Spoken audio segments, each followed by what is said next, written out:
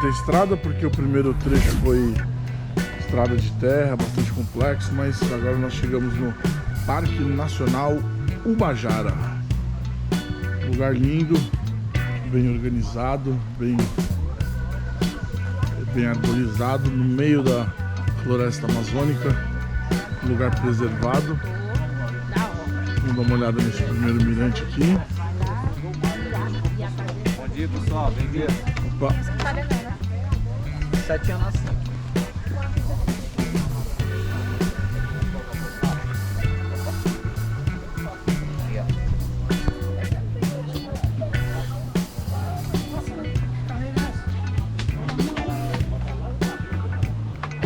Eita porra!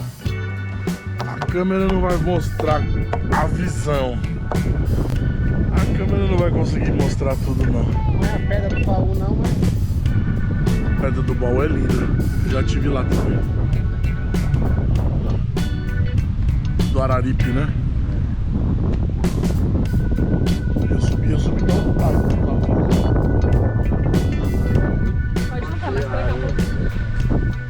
Aí galera, um pouquinho dos bastidores do Serapió pra vocês.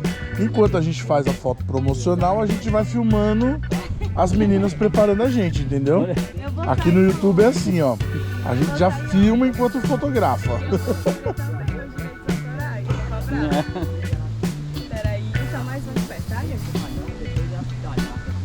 Pronto, obrigada. Valeu. Vou querer saber onde é que vai sair. Me diz uma coisa, como é trabalhar no Serapió? É top, é uma experiência única, eu recomendo pra todo mundo. Tem que ter essa experiência. Boa. Eu achei que você ia mostrar o vídeo. Não, aqui ó. Me diga, como é a experiência de trabalhar no Serapió? É uma experiência muito enriquecedora. É a primeira vez que eu tô trabalhando, tô vindo com essa equipe, que às vezes já tem bem mais tempo do que eu, mas é assim muito legal conhecer os lugares por onde a gente tem passado e principalmente conhecer as pessoas. Legal, valeu. Estamos descendo o bondinho com destino à gruta e dar uma olhada no visual.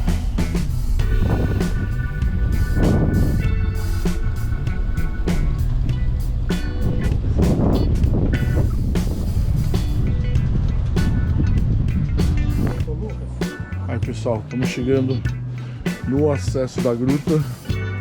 Já descemos o bondinho. Agora é um caminho bem tranquilo.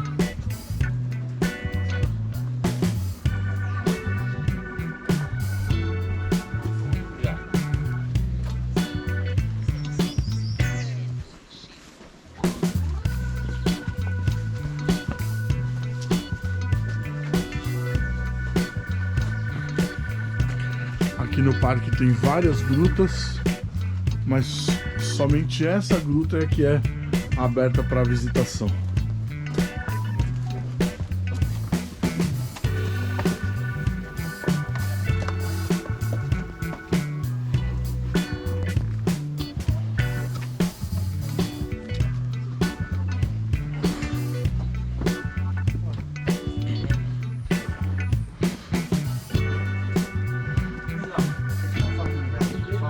Bom dia, pessoal.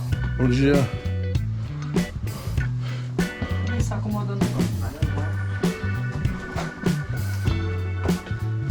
Outra. Olhando pra cá, né? Obrigado.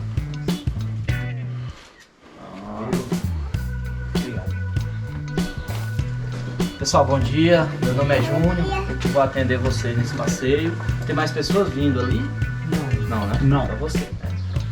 Como vocês podem observar, pessoal, aqui é a entrada da gruta, temos a plaquinha, ó, não entre sem guia. A partir desse ponto a gente tem um ambiente aí cheio de túneis e galerias. A gruta é um labirinto, então se entrar sem guia o risco é grande de se perder. A gente tem essa plaquinha logo no início, não entre sem guia, certo? Hoje vocês vão visitar a maior gruta do estado de Ceará. Essa gruta aqui ela tem 1.120 metros de extensão, só que a gente não vai fazer os 1.120 metros de extensão que ela tem. A gente vai fazer a área acessível, a área aberta à visitação da gruta, que é de 400 metros de extensão, certo?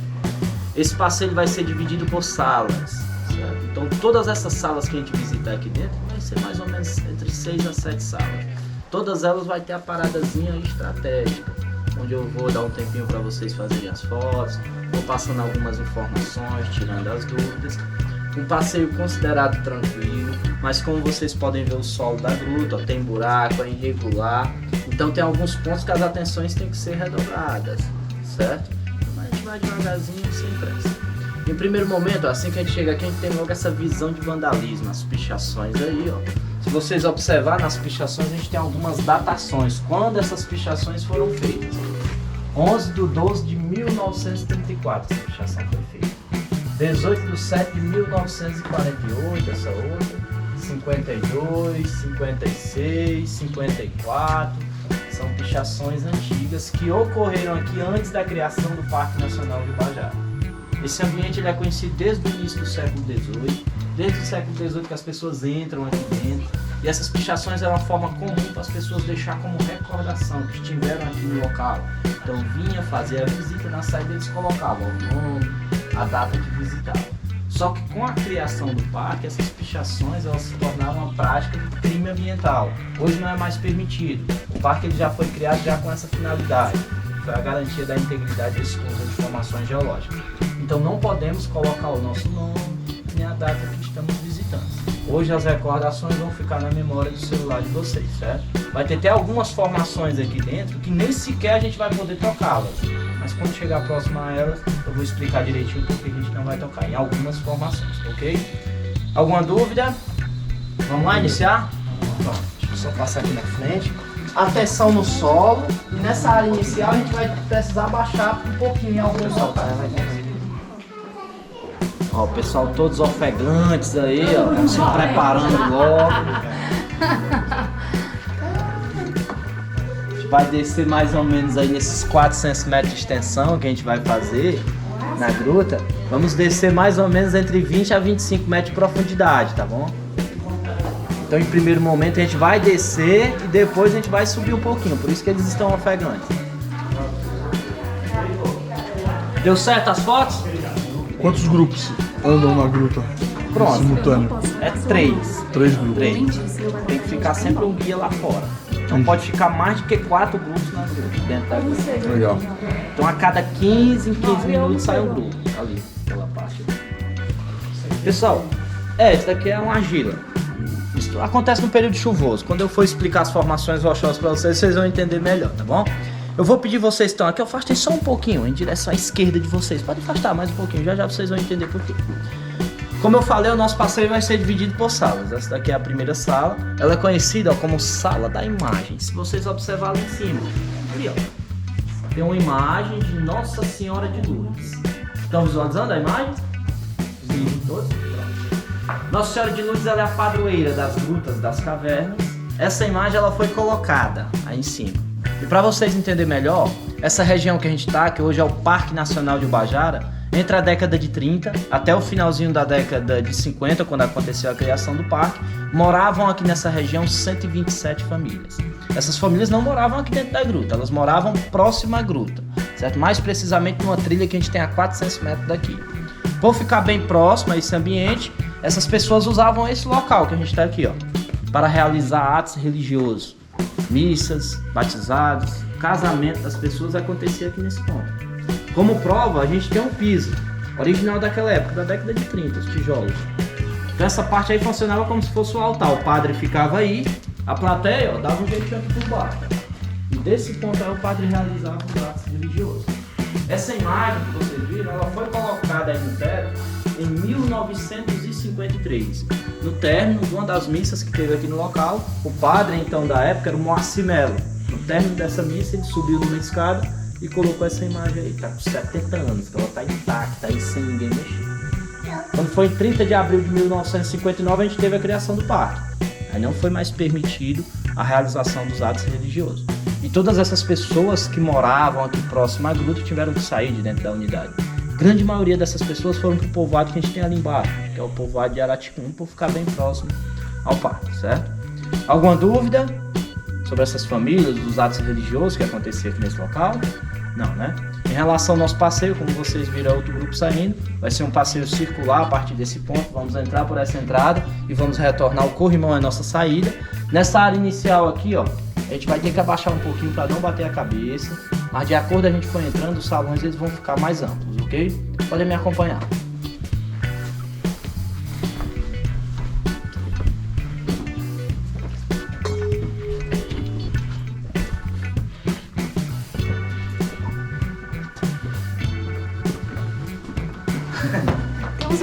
Ó, vai ter esses morceguinhos, pessoal, sobrevoando, mas podem ficar despreocupados em relação a esses animais, não oferecem nenhum risco. Nunca houve relato de ataque desses animais aqui dentro. Eles vão ficar sobrevoando porque a gente ligou a iluminação artificial, eles ficam um pouco assustados com essa iluminação, mas em nenhum momento eles chegam a atacar, tá bom? Lembrando que os invasores aqui somos nós, eles estão na casinha deles, tá bom? Então podem ficar despreocupados em relação a esses sobrevoando, mas não chegam a atacar. Vamos abaixar mais um pouquinho, vamos direcionar agora a segunda sala. A partir desse ponto, ó, não vai mais precisar a gente abaixar os salões, eles vão ficar mais amplos, tá bom? No decorrer desse passeio, vocês vão usar bastante a capacidade de imaginação de vocês. Temos formações rochosas aqui, que de determinado ponto, elas vão se assemelhar com animais, objetos, e vão dar nome alusivo às salas que a gente visita a partir desse ponto, certo? Como por exemplo essa sala que a gente está. Ela é conhecida como Sala do Sapo, ou seja, temos uma formação rochosa semelhante ao sapo. Vamos procurar esse sapo? Vocês vão imaginar aqui um sapo bem grande, tá bom? Região do olho do sapo, região da boca, ou seja, a formação rochosa semelhante ao sapo. Mas para isso você tem que usar a capacidade de imaginação de vocês. Se assemelhou? Não sabe? Então no decorrer do paciente vai ter essas formações que vão se assemelhar a animais, a objetos, certo?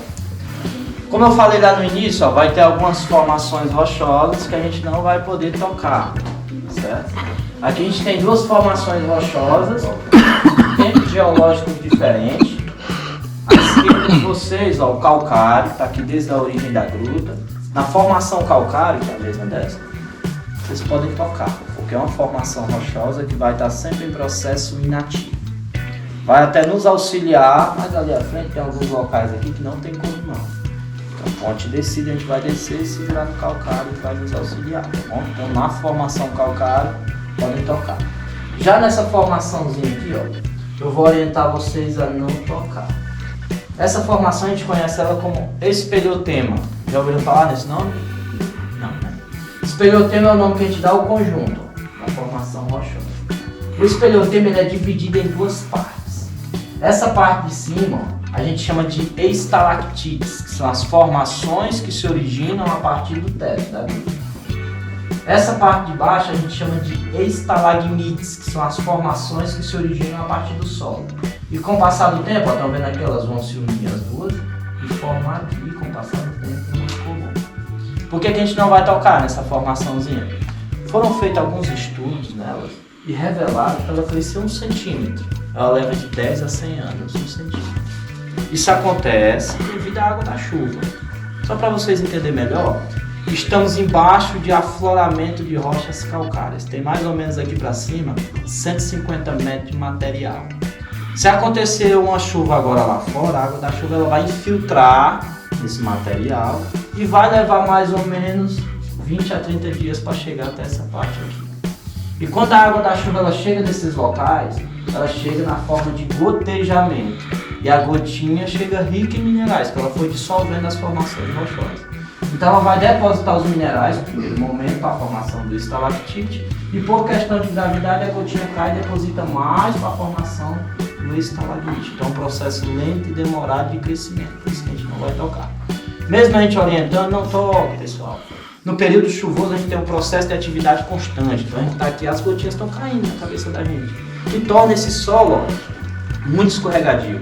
E as pessoas ao passar, eles tocam. E ao tocar a gente tem a gordura, o suor na mão. Foi depositado o suor, oxidou a formação rochosa e vai impedir que ela cresça, ou seja, aqui não cresce mais. Por isso a importância de não tocar, tá bom? Entenderam?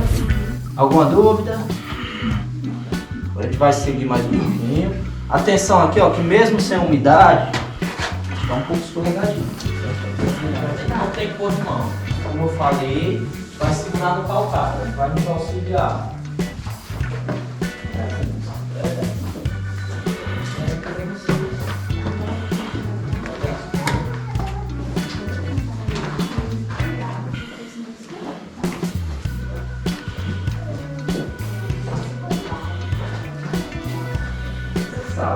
terceira sala. Essa sala era conhecida como o Corredor das Maravilhas. A partir desse ponto, ó, se vocês observarem as formações rochosas, elas vão ter um certo brilho. Formações que a gente vai ver a partir desse ponto. Estão visualizando lá atrás? O brilho. Esse brilho vai ficar intenso, ó, as formações. A gente chama isso de cristais de calcita. Chamou muito a atenção das pessoas quando entravam nesse ambiente sem controle. Então aqui não aconteceu só as pichações que a gente viu lá no início. Muita depredação, ó, se vocês observarem, as formações elas foram quebradas em alguns locais. As pessoas entravam sem controle antes da criação do quarto. Se deparavam com a formação rochosa brilhante, aí eles confundiram esse brilho com minerais valiosos. Então o que eles faziam? Eles quebravam, que para eles tinham valor comercial. Só que depois de algumas análises de material brilhante, foi constatado que não tem valor comercial. Esse brilho se trata-se da alta concentração de cristais de sal na formação rochosa. Agora a gente vai descer para uma das principais salas. Essa daqui é uma das salas mais belas que a gente tem no passeio da gruta. Essa sala, estão vendo essas partes aqui, ó, vai ficar mais iluminada para colocar mais iluminação. Certo?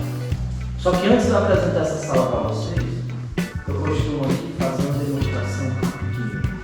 Eu desligo toda a iluminação da gruta por 10 segundos. Para vocês verem durante o dia como é que fica esse ambiente sem a iluminação artificial. Posso fazer essa demonstração? Pode. Pronto. Para mim fazer essa demonstração, preciso que vocês, a colaboração de todos, apaguem os celulares, que a ideia da demonstração é de ficar totalmente sem iluminação, para vocês sentirem o ambiente. Logo depois, vou colocar mais iluminação, vai ficar melhor para as fotos, vou deixar vocês à vontade, tá bom? Preparados? Sim. 10 segundos. Tá vendo? Eu te escuro.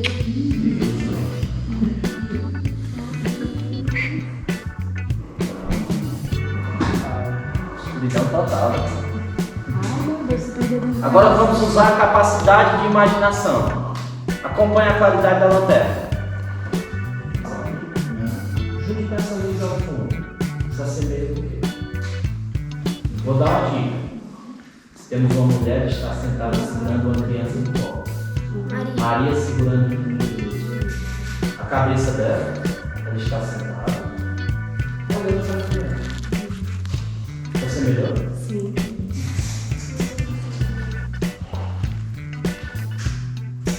Essa daqui é uma das salas mais belas que a gente tem no passeio da vida.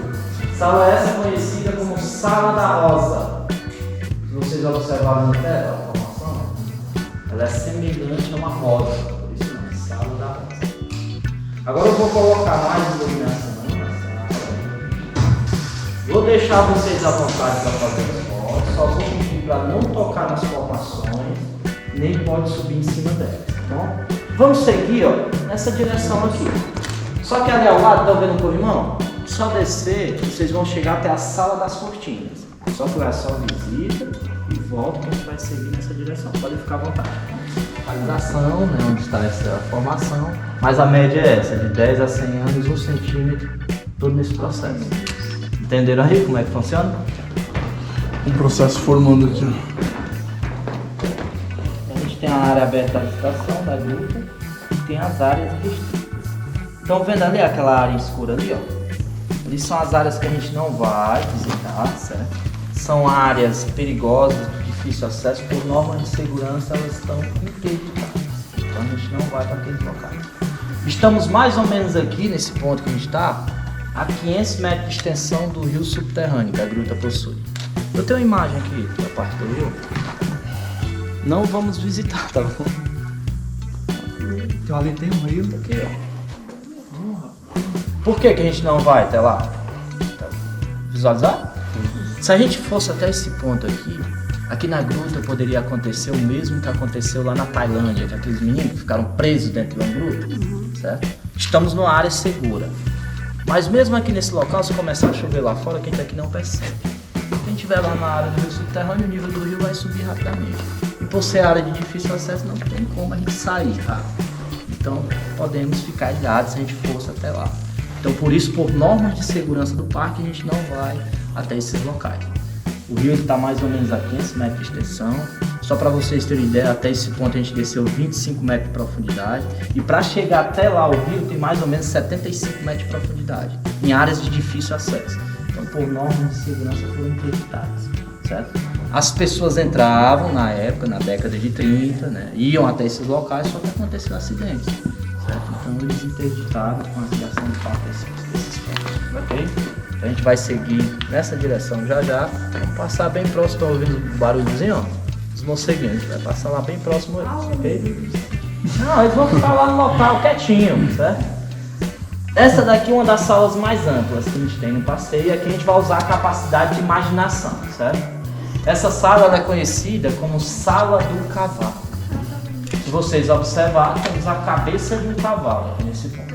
A colina do cavalo, o olho, sim, a parte do pescoço, a cabeça de um cavalo. Visualizaram? Sim. Lembrando que tudo isso daí foi esculpido pela água e o tempo, um processo natural, certo?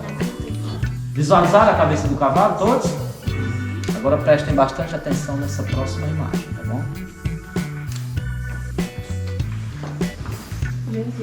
O rosto de Cristo, a face de Cristo, região dos olhos, nariz, boca e a região do queixo. Ele está olhando para baixo. Visualizado? Sim. Se assemelhou? Ao lado do rosto de Cristo, a cabeça de uma águia, a região dos olhos, a região do bico, ela está olhando para baixo, a cabeça da águia. E para as mulheres que gostam de usar salto alto, olha o tamanho do salto, ali ó.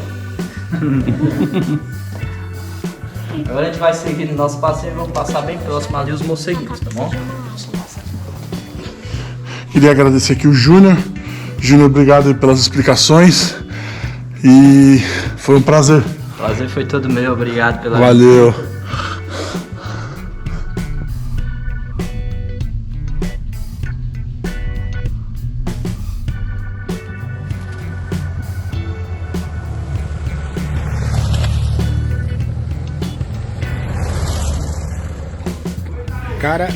O cara chega em Pedro II, faz a reserva da pousada. Aí ó, tá aqui a pousada, né? Galera das motos aí e tal. Tá aqui o quarto. Quarto número 4. Olha o que tem na porta do quarto. Delano e Bárbara. Só que quem é que vai dormir? Vou mostrar quem é que vai dormir. Quem é que vai fazer o papel da Bárbara.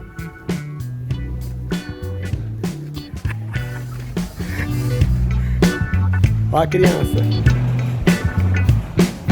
Olha a criança. Pessoal, enquanto a gente fazia o segundo dia do Serapió, a campanha de Olho na Trilha estava em ação em Pedro II, onde 150 pessoas foram atendidas, tiveram mais de 100 óculos doados e até microcirurgias foram feitas para atender a população mais carente. Isso é o Rally Serapió. Vai muito além do rally. Você tem projetos sociais caminhando junto, você tem as cestas básicas que vocês viram lá no primeiro episódio, então isso tudo vai complementando o rally. Queria deixar de novo aqui um agradecimento ao Eric, que é o criador aí do rally e o administrador, porque é uma campanha sensacional e sem ele eu acho que nada disso seria possível.